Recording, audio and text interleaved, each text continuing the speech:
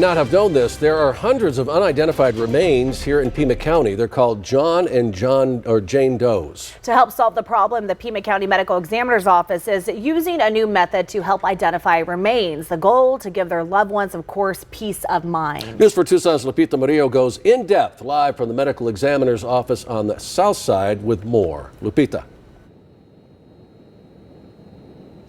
Inside this trailer behind me, there are boxes and boxes of unidentified remains. The medical examiners are looking into them, one box at a time.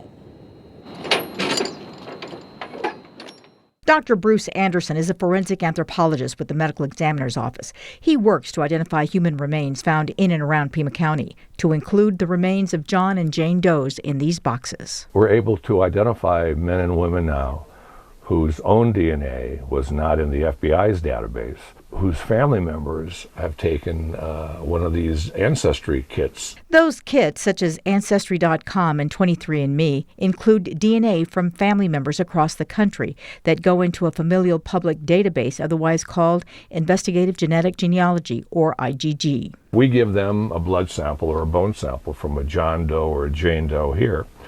They can have the DNA lab get a profile, a familial profile from that postmortem sample. That's what was done in this case. James Mark Chaparro collapsed at this shopping center at Campbell and Glen in 2019. He had no identification. He was never reported missing until 2022, thanks to the DNA Doe Project. They find some cousins, and they figure out through the DNA and then the genealogy work, the pedigree work, that it has to be James Chaparro. Chaparro lived in this complex less than half a mile from the shopping center where he collapsed. He died from a pulmonary embolism.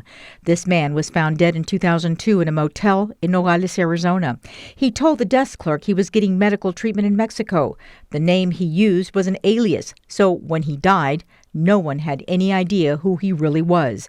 The DNA Doe Project got involved, and his ex-wife was contacted. Once she verified that, we knew that this is actually Donald Hadlin.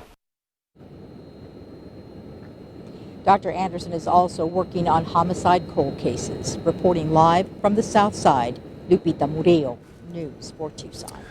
All right, thank you for that, Lupita. Sad news coming out of Santa Cruz County. Former Sheriff Alfonso Bracamonte passed away yesterday. Sheriff Bracamonte